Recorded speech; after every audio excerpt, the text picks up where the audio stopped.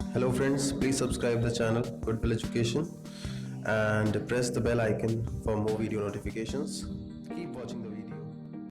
So hello guys, this is Sumit Thakur, your own English teacher, and for connecting me on my Instagram account, you can follow me, and my Instagram profile is available on your screen. So follow me as soon as possible. So guys, आज हम पढ़ने वाले हैं अपना एक और new chapter जो कि है विस्टा से, जिसका नाम है the enemy, the most awaited chapter और the most longest chapter I think. तो शायद कहीं ना कहीं इस चैप्टर ने आपको भी परेशान कर रखा होगा, लेकिन इस चैप्टर को हम ज़रूर करेंगे। और इस चैप्टर को पूरा अच्छे से समझने के लिए आप इस वीडियो को एंड तक ज़रूर देखना। और उससे पहले मैं आपको बताना चाहूँगा कि अगर आपको अभी तक 12th क्लास इंग्लिश के नोट्स नहीं मिले हैं तो प्लीज़ डिस्क्रिप्शन बॉक्स के अंदर जो व्हाट्सएप नंबर अवेलेबल है उस पर मैसेज करके वो नोट्स जो हैं वो जल्दी से जल्दी ले लें व्हाट्सएप नंबर पे मैसेज करके। और साथ में अगर कोई भी इंपॉर्टेंट वीडियो आपको चाहिए, फ्लैमिंगो, विस्टास, पोएम्स, नॉवल या किसी से भी, तो सारे इंपॉर्टेंट लिंक्स जो हैं प्लेलिस्ट के वो डिस्क्रिप्शन बॉक्स में अवेलेबल हैं हर एक चीज़ के लिए। तो आप उसके थ्रू अपनी नीड जो है उसको फुलफिल कर सकते हैं। तो गाइज इस चैप्टर की हम स्टार्टिंग करने वाले हैं। इस चैप्टर का नाम है द एनिमी और इसके राइटर का नाम है पर्ल एस बक। तो इस चैप्टर के अंदर हम कुछ चीज़ों को स्टडी करने वाले हैं। उससे पहले मैं आपको कुछ बताना चाहता हूँ। आई होप आपको ये चैप्टर बहुत अच्छे से समझ में आने वाला है। और लास्ट में मैं आपको कहूँगा कि कहीं ना कहीं अगर आपको ये चैप्टर बहुत अच्छे से समझ में आया, सारी चीज़ें एकदम क्लियर हो गई, तो इस वीडियो को अपना जो प्रीशियस लाइक है वो ज़रूर देना। और हाँ, अगर कुछ भी समझ नहीं आया या लगता है आपको कि मज़ा नहीं आया यार इस लेक्चर के अंदर, तो 100 डिसलाइक्स, इट मीन्स कि कमेंट में लिख देना 100 डिसलाइक्स, ठीक है। So let's start. So guys, सबसे इंपॉर्टेंट ये है, इस चैप्टर का नाम है द एनिमी। तो एनिमी आपको पता होना चाहिए बेसिकली होता कौन है। तो एनिमी बेसिकली कौन होता है? एनिमी एक दुश्मन होता है। दुश्मन मतलब हमारा कोई भी एक एनिमी जो शायद हमें पसंद नहीं करता है या जिसे हम पसंद नहीं करते हैं। लेकिन क्या आपने कभी ये सोचा है कि कोई ऐसा इंसान जिसको हम जानते भी नहीं हैं, इवन जिसका हमने फेस तक नहीं देखा आज तक, क्या वो हमारा एनिमी हो सकता है? हो सकता है वो आपको जानता हो लेकिन आप उसे ना जानते हो। और अगर वो आपको जानता है तो शायद वो आपसे नफरत करता है किसी ना किसी रीजन से, तब भी वो आपका एनिमी हो सकता है, ठीक है। एक अननोन एनिमी हो सकता है। लेकिन क्या ऐसा हो सकता है कि वो व्यक्ति भी हमें नहीं जानता, हम भी उसको नहीं जानते, लेकिन स्टिल हम दोनों एक दूसरे के दुश्मन हैं? ऐसा भी हो सकता है, क्योंकि अगर हमारा देश किसी दूसरे देश का दुश्मन है तो उस पर्टिकुलर पॉइंट ऑफ टाइम पे जो हमारा देश है उसके जो सिटीजन्स हैं उनके लिए उस देश के जो सिटीजन्स होंगे वो भी एनिमी ही कहलाएंगे। शायद हो सकता है कि हमारे कंसाइंस में, हमारी अंतरात्मा में अंदर ही अंदर हम सोचते हो कि नहीं, वो मेरा दुश्मन नहीं है, वो मेरे लिए एक ह्यूमन है और हमारा जो रिलेशन है वो नेशनलिटी के बेसिस पे नहीं होगा बल्कि ह्यूमैनिटी के बेसिस पे होगा, इंसानियत के नजरिए से होगा। लेकिन अगर देखा जाए लॉ एंड ऑर्डर के रूप से तो वहां पे वो आपका दुश्मन ही कहलाएगा। और अगर आपने एक ऐसे पर्सन को अपने घर में शेल्टर दिया या उसको आपने किसी भी तरीके का सपोर्ट दिया तो उस टाइम पे आप एंटी नेशनल कहलाओगे। तो that is the reason I just wanted to clear you कि भाई एनिमी कौन है, क्योंकि इस चैप्टर के अंदर भी ऐसी कोई सिचुएशन है जहां पे एक ऐसे एनिमी की बात की जा रही है जो इस चैप्टर के प्रोटैगनिस्ट, इट मींस डॉक्टर सदाओ का रियल एनिमी इसलिए नहीं है क्योंकि कहीं ना कहीं डॉक्टर सदाओ उसको नहीं जानता, और वो उसका एनिमी जस्ट इस वजह से है क्योंकि वो एक पर्सन है जो अमेरिका से बिलोंग करता है। And because doctor Sadao was a Japanese and for a Japanese all the Americans were enemies that time, क्योंकि Japan was at war with America. तो गाइज इस चैप्टर को समझने के लिए मैंने सामने बोर्ड पे कुछ पॉइंट्स लिखे हैं। उन पॉइंट्स को मैं धीरे धीरे एलोबरेट करूंगा और हर एक पॉइंट का एलोबरेट होते होते आपको ये चैप्टर क्रिस्टल की तरह एकदम क्लियर हो जाएगा।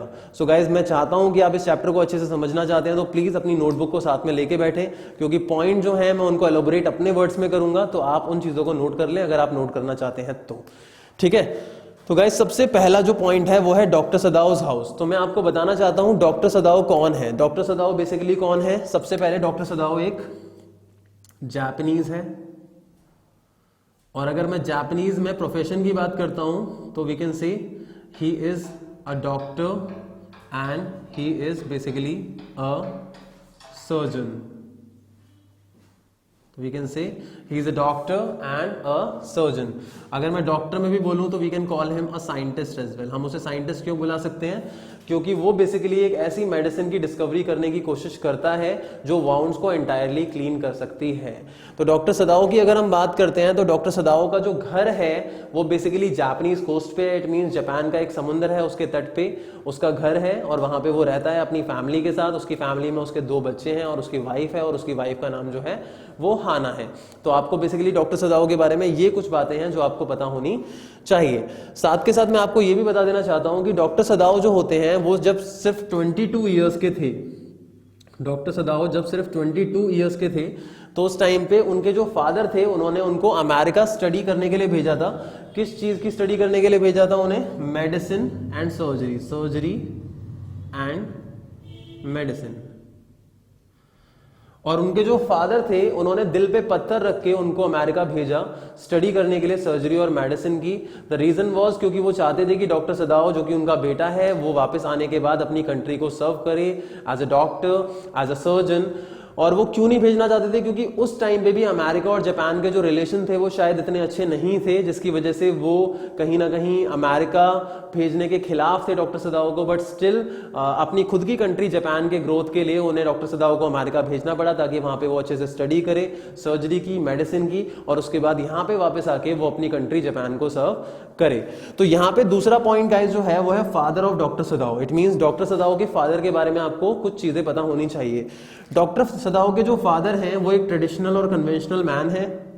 इस पॉइंट को सपोर्ट करने के लिए हम कुछ बातें बोल सकते हैं, जैसे कि डॉक्टर सदाओ के फादर का जो रूम था उनके घर के अंदर, वहां पे ऐसी कोई भी चीज नहीं थी जो प्योर ना हो जापान रेस में। इट मींस कोई भी फॉरेन गुड नहीं था। हर एक चीज जो उनके रूम के अंदर थी वो प्योर जापानीज थी। क्यों? क्योंकि वो फॉरेन गुड्स को यूज करने के बिल्कुल खिलाफ थे।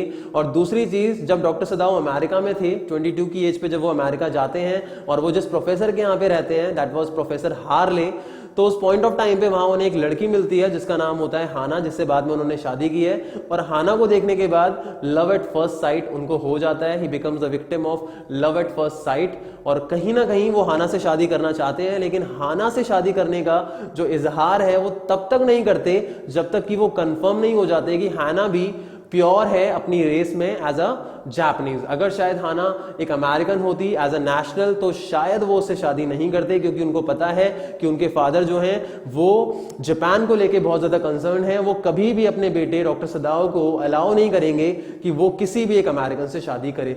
लेकिन जैसे ही उनको कंफर्म हो जाता है कि हाना एक जापानीज है तो उस टाइम पे वो थोड़ी सी भी देरी नहीं करते उसको अपने प्यार का इजहार करने में, और उनका प्यार सच्चा होता है। इसीलिए हाना और डॉक्टर सदाओ शादी करते हैं।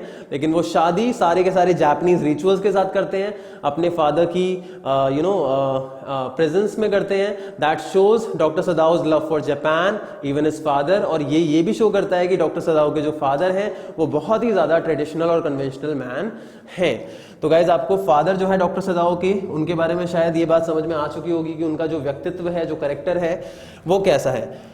अब मैं आपको ये भी बता चुका हूं कि डॉक्टर सदाओ की जो मुलाकात है हाना के साथ वो कहां पे हुई थी। मैंने आपको बता दिया अमेरिका में जिस टाइम पे वो जाते हैं 22 इयर्स की एज में, तो वो एक प्रोफेसर के यहाँ पे रहते हैं जिनका नाम था प्रोफेसर हार्ले।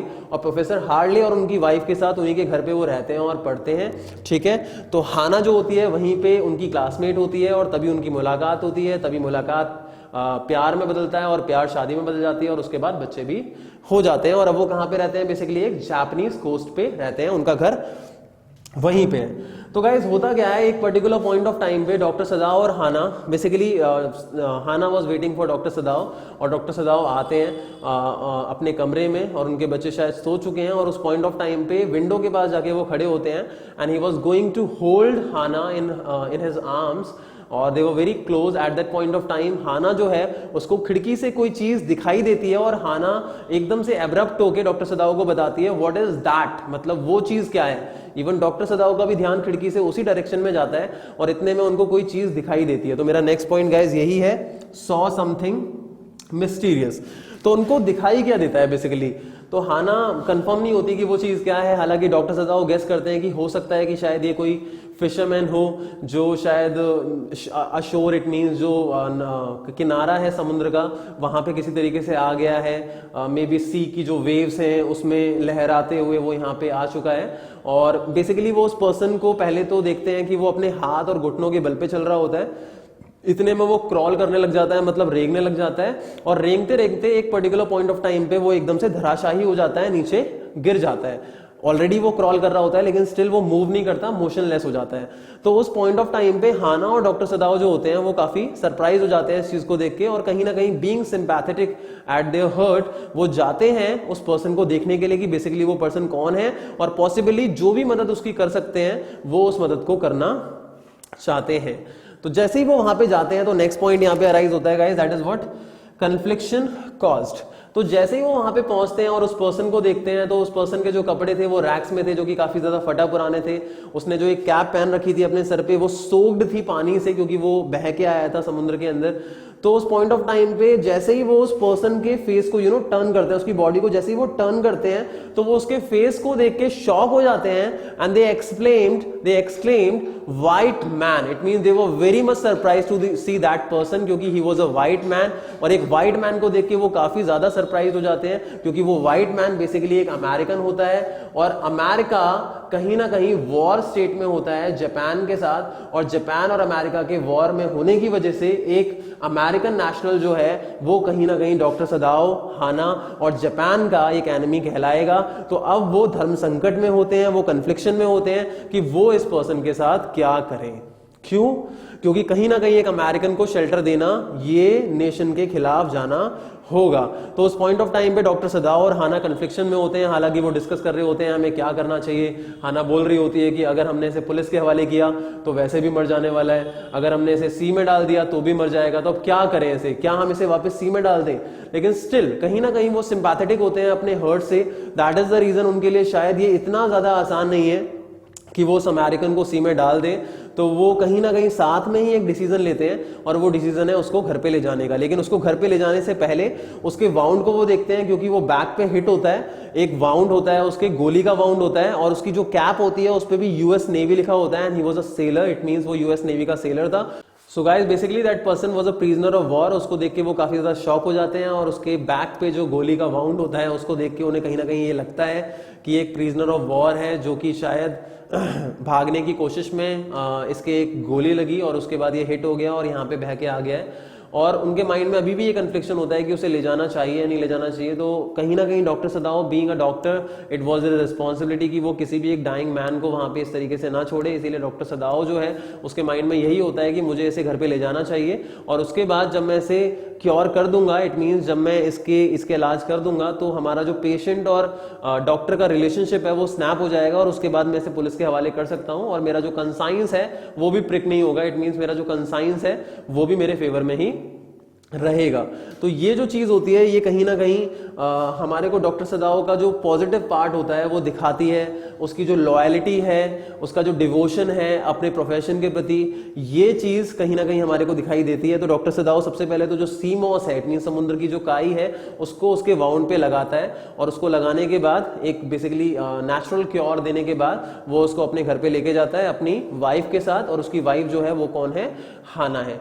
अब घर पे जाने के बाद उनके माइंड में ये भी चीज होती है कि वो अपने सर्वेंट्स को क्या बोलेंगे। क्यों? क्योंकि कहीं ना कहीं सर्वेंट जो है वो इस चीज को बिल्कुल भी अलाउ नहीं करने वाले, क्योंकि बीइंग एडुकेटेड हाना और डॉक्टर सदाओ शायद इस बात को समझ पा रहे हैं कि उनकी क्या ड्यूटी है उस मरते हुए इंसान के प्रति। लेकिन शायद उनके जो इलिटरेट वर्कर्स हैं, सर्वेंट्स हैं, वो शायद इस बात को ना समझे। तो ये कहीं ना कहीं उनके लिए एक प्रॉब्लम हो सकती है। लेकिन स्टिल वो सोचते हैं कि हम उनको इन्फॉर्म कर देंगे कि हम बेसिकली इसे क्यों लेके आए हैं, और बाद में हम इसे पुलिस के हवाले ही करने वाले हैं। लेकिन उनको नहीं पता था कि जो चीजें हैं वो धीरे धीरे बिगड़ जाएंगी। तो गाइस होता क्या है, कन्फ्लिक्शन कॉज मैंने आपको बता दिया, डिसीजन उन्होंने क्या लिया था वो भी मैंने बता दिया, उसको घर पे ले जाने का, क्योंकि वो पुलिस के हवाले उसे बाद में करने वाले थे, उनका ये मानना था। लेकिन जो उनके सर्वेंट्स थे वो कहीं ना कहीं डिस्प्लीज्ड होते हैं, वो इस बात से बिल्कुल भी खुश नहीं होते, क्योंकि वो इलिटरेट होते हैं, और वो डॉक्टर सदाओ और हाना का जो लॉजिक है उस प्रिजनर ऑफ वॉर को वहां पे लाने का, वो इस चीज को समझ नहीं पा रहे होते।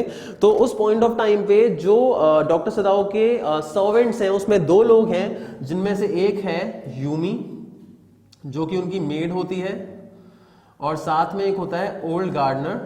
ठीक है, इन दोनों के जो बेसिकली पॉइंट ऑफ व्यूज होते हैं वो उस वाइट मैन को शेल्टर देने के अगेंस्ट ही होते हैं। जैसे कि जो हाना है वो उस वाइट मैन के वाउंड को वॉश करने के लिए बोलती है यूमी को, तो यूमी एक्सप्लेन कि how can I just wash a white man, he is such a dirty man, why, because of Americans many of the soldiers of Japan they were dying. तो उस टाइम पे इतने सारे soldiers Japan के मर रहे थे just because of America, just because of the attack of America. तो कहीं ना कहीं being an illiterate maid, she was not able to understand the logic of Dr. Sadao and Hana। तो वो लॉजिक को बिल्कुल भी समझ नहीं पा रही कि मेरा मास्टर जो है वो क्यों हेल्प कर रहे हैं इसकी, और वो ऐसे गंदे इंसान को हाथ नहीं लगाना चाहती। हालांकि हाना उसे थोड़ा घूरती भी है, लेकिन फिर भी उसकी जो आईज होती हैं वो भी कोल्ड होती हैं और वो उल्टा घूरती है अपनी मिस्ट्रेस को।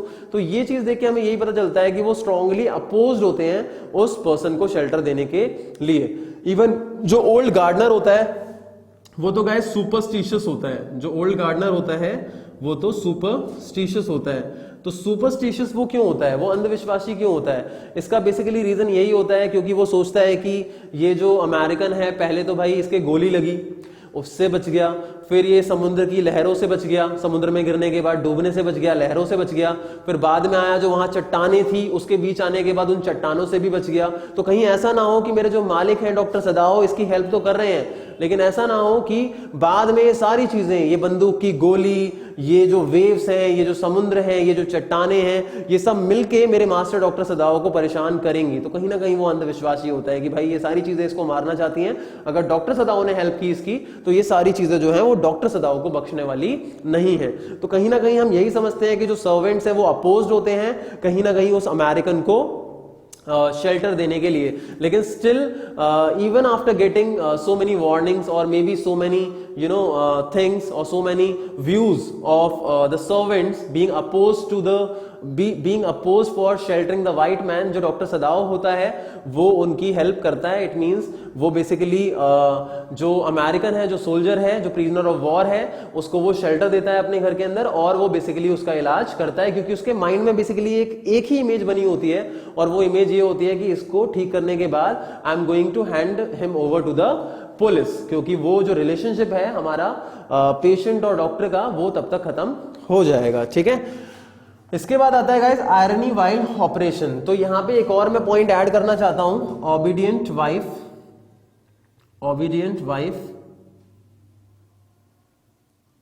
That is what obedient wife Hana. तो गाइस हम ओबीडियंट वाइफ हाना को एक ओबीडियंट वाइफ मानते हैं, बहुत ही ज्यादा आज्ञाकारी वाइफ मानते हैं, क्योंकि वो कहीं ना कहीं जो सर्वेंट्स का डिस्प्लेजर है उसको फेस करती है। जो यूमी है वो व्हाइट मैन को वॉश नहीं करना चाहती है, उसके बावजूद वो क्या करती है, वो अपने हस्बैंड को असिस्ट करती है। बीइंग अ नर्स वो अपने हस्बैंड को असिस्ट करती है उस अमेरिकन प्रिजनर ऑफ वॉर को ऑपरेट करने के लिए, वो उसको खुद वॉश करती है, इन सारी चीजों को टॉलरेट करती है। तो कहीं ना कहीं जो हाना का कैरेक्टर है वो बीइंग एन ओबीडियंट वाइफ जो है बहुत ही ज्यादा ट्रू है, लॉयल है अपने हस्बैंड के प्रति। सो आई होप गाइस आपको ये पॉइंट समझ में आया होगा। अब मैं बात करता हूं आयरनी वाइल ऑपरेशन। तो आयरनी वाइल ऑपरेशन का मतलब क्या है? सो गाइस बेसिकली वो ऑपरेट करते हुए, डॉक्टर सदाओ जो है वो ऑपरेट करते हुए एक वर्ड है जो यूज करते हैं, that is what we call, that is my friend. तो यहाँ पे कई बार क्वेश्चन आता है आपके एग्जाम के अंदर कि जो माय फ्रेंड डॉक्टर सदाओ ने बोला है ऑपरेट करते हुए टॉम को, टॉम जो है उस प्रिजनर ऑफ वॉर का नाम है, उसमें आयरनी क्या है? तो आपको पता होना चाहिए आयरनी क्या है। एक लिटरेरी एलिमेंट है जिसका मतलब होता है oppose to what it is said, opposite. तो इसमें अपोजिट यही है कि जो डॉक्टर सदाओ है वो एक जापानीज है और टॉम जो है वो एक अमेरिकन है, लेकिन उसके बावजूद जो डॉक्टर सदाओ है वो उसे फ्रेंड से कॉल करता है, फ्रेंड बुलाता है। तो ये बेसिकली आयरनी है उस पर्टिकुलर स्टेटमेंट के अंदर जो उन्होंने बोली है। तो फ्रेंड क्यों बोला? बेसिकली इसीलिए क्योंकि वो शायद उसको एक इमोशनल सपोर्ट, एक इमोशनल सिंपैथी देना चाहता था, और शायद ये किसी भी एक डॉक्टर का टैक्टिक होता है किसी पेशेंट को क्योर करते हुए, ताकि वो उसके ध्यान को जो पेन है उससे डाइवर्ट कर सके। ये भी कोई रीजन हो सकता है, या फिर वो उसे सिंपैथाइज करना चाहता था, सपोर्ट करना चाहता था, ये भी इसका रीजन हो सकता है। ठीक है, तो यहाँ पे मैंने सारे के सारे पॉइंट्स आपको एलोबरेट कर दिए हैं, तो आप प्लीज अपनी जो नोटबुक है उसके अंदर इस चीज को नोट भी कर लीजिए। अब नेक्स्ट पॉइंट पे आते हैं guys, that is what, how can they ask the police.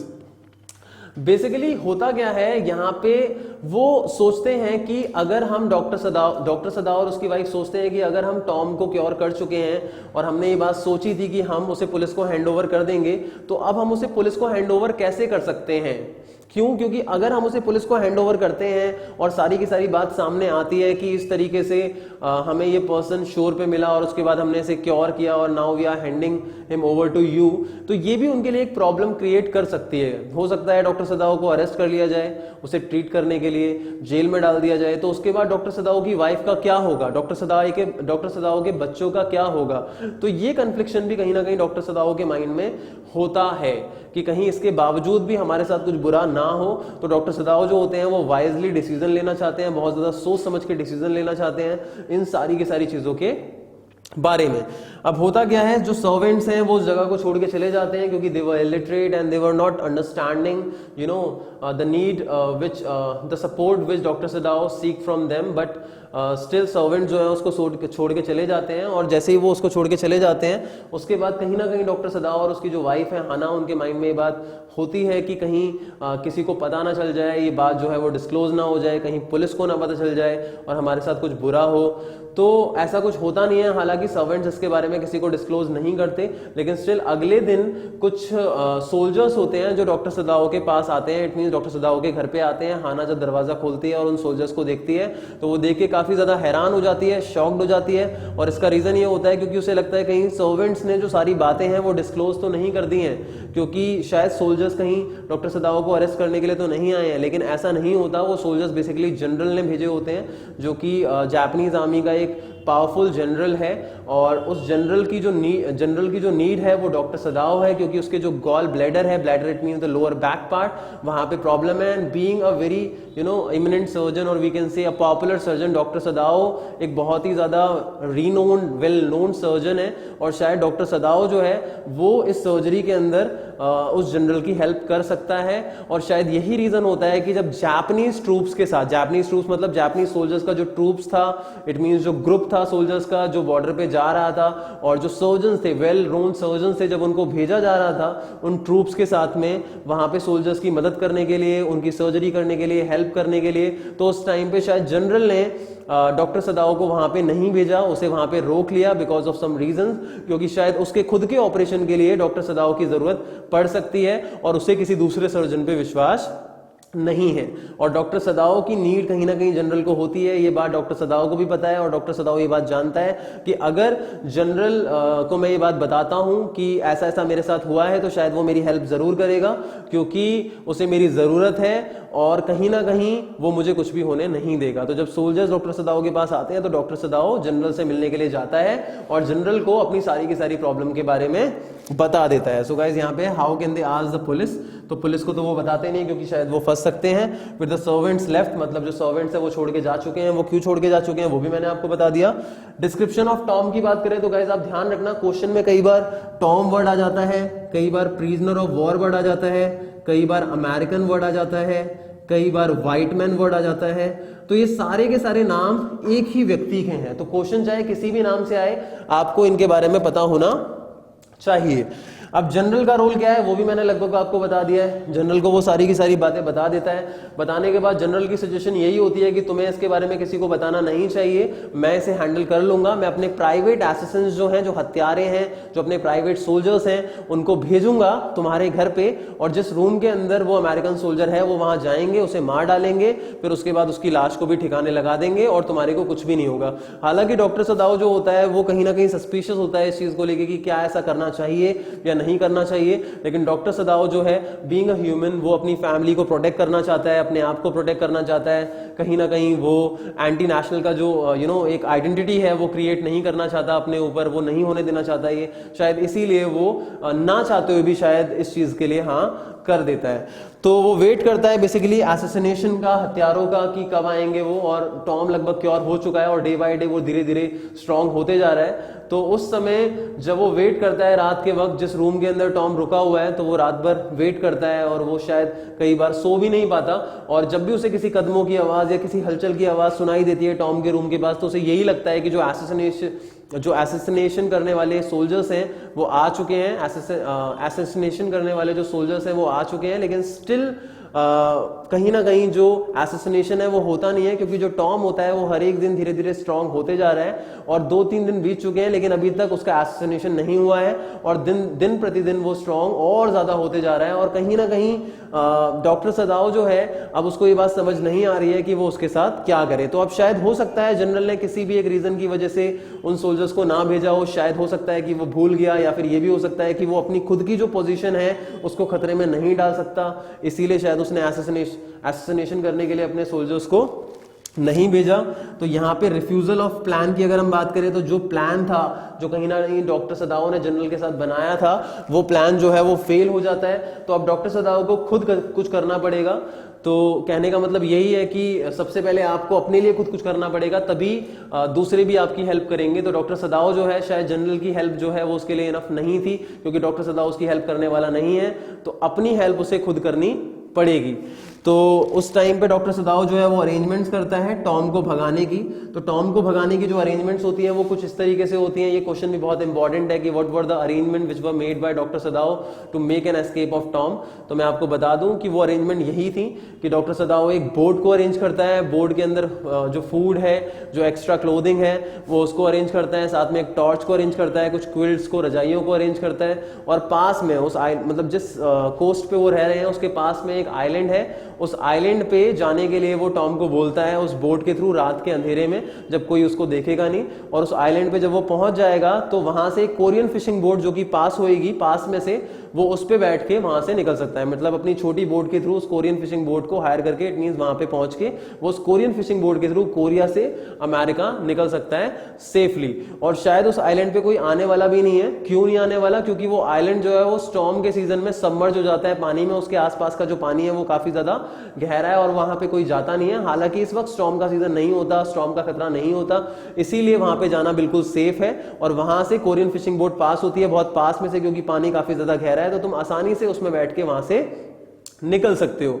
तो उस टाइम पे कहीं ना कहीं हम डॉक्टर सदाओ को काफी ज्यादा सपोर्टिव देखते हैं टॉम के लिए। और कहीं ना कहीं हम ये भी कहेंगे कि हम उसे गिल्टी ऑफ हार्बरिंग नहीं मानते किसी एनिमी का। मतलब हम ये नहीं कहेंगे कि डॉक्टर सदाओ एक एंटी नेशनल है या एक ऐसा पर्सन, एक ऐसा व्यक्ति है जिसने विश्वासघात किया है अपने देश के साथ, क्योंकि डॉक्टर सदाओ सबसे पहले एक डॉक्टर है, ठीक है। और एक डॉक्टर के लिए मरते हुए इंसान को बचाना ये सबसे बड़ी रिस्पॉन्सिबिलिटी होती है, सबसे बड़ी ड्यूटी होती है। उसके लिए ये मैटर नहीं करता कि कौन उसका दोस्त है, कौन उसका दुश्मन है, वो कौन से रिलीजन का है, वो कौन सी कास्ट का है, वो कौन से जेंडर का है। उसके लिए पेशेंट एक पेशेंट होता है। और डॉक्टर सदाओ के लिए टॉम सबसे पहले एक पेशेंट था। Being having that oath, like being a doctor, he was having that oath कि मैं हर एक पेशेंट का इलाज अपने पूरे के पूरे पैशन के साथ, अपने पूरे डिवोशन के साथ करूंगा। और शायद यही रीजन होता है कि डॉक्टर सदाओ उसकी मदद करता है, उसे क्योर करता है और उसको वहां से भगाता है। वो अपनी सिक्योरिटी के लिए भगाता है ताकि उसकी फैमिली के साथ कुछ ना हो। तो वो अपनी फैमिली के लिए एक मैं कह सकता हूं अपनी वाइफ के लिए एक लविंग हस्बैंड है, अपने बच्चों के लिए एक लविंग फादर है, एक सपोर्टिव फादर है। और टॉम के लिए एक बहुत ही अच्छा डॉक्टर है। Being a doctor, being husband, being father, doctor सदाओ ने अपनी सारी रिस्पॉन्सिबिलिटीज को कहीं ना कहीं अच्छे तरीके से निभाया है। इवन डॉक्टर सदाओ जो है वो टॉम को कुछ वार्निंग्स भी देता है। वो उसको एक टॉर्च देता है और वो कहता है कि जब तक तुम वहां पे रहोगे उस आइलैंड पे, तो जब तक बोट नहीं आती है, अगर तुम किसी चीज के शॉर्ट होते हो, इट मींस कोई चीज नहीं होती वहां पे और खत्म हो जाती है, तो तुम मुझे सिग्नल कर सकते हो इस टॉर्च के थ्रू। लेकिन रात के अंधेरे में सिग्नल मत करना, क्योंकि हो सकता है कि कोई तुम्हें देख ले वहां पे, उस सिग्नल को कोई देख ले, उस फ्लैश को कोई देख ले और किसी को समझ में आ जाए तुम वहां पे हो और कोई तुम्हारी कंप्लेन कर दे और तुम्हें कैप्चर कर लिया जाए, तुम्हें पकड़ लिया जाए।